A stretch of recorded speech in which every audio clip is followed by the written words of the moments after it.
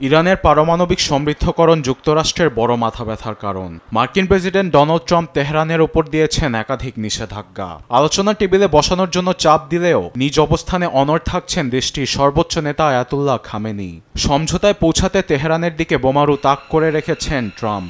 এমন পরিস্থিতিতে দুদেশের মধ্যে যুদ্ধ শুরু হওয়া নিয়ে দেখা দিয়েছে শঙ্কা। এদিকে 2018 সালে ইরানের সঙ্গে joint comprehensive plan of action চুক্তি থেকে ওয়াশিংটনের বেরিয়ে যাবার পর পারমাণবিক সমৃদ্ধকরণের পেছনে অর্থ ব্যয় করেছে আয়াতুল্লাহ খামেনি। তার দাবি তিনি দেশের উন্নয়নের লক্ষ্যে কাজ করছেন। গণমাধ্যম দ্য কনভারসেশন বলছে 60% সমৃদ্ধিকরণ তেহরান অর্জন করেছে, যা পারমাণবিক অস্ত্র অর্জনের থেকে কিছুটা কম। প্রতিবেদনটি আরও বলছে কয়েক মাসের মধ্যেই অ্যাটমিক বোমা তৈরি করতে সক্ষম হবে ইরান, যার কারণে দেশটির সঙ্গে পারমাণবিক চুক্তিতে পৌঁছানোর জন্য মরিয়া হয়ে উঠেছেন মার্কিন প্রেসিডেন্ট।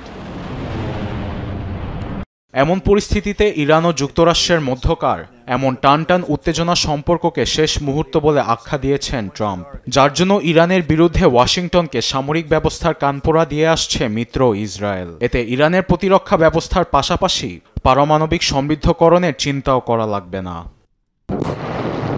একদিকে নিজ অবস্থানে অনড় ইরান, অন্যদিকে তেহরানে যুক্তরাষ্ট্রের বোমারু কামানের তাক। সবকিছু মিলিয়ে দুদেশের সম্পর্ক নিয়ে শঙ্কা জানান বিশেষজ্ঞরা।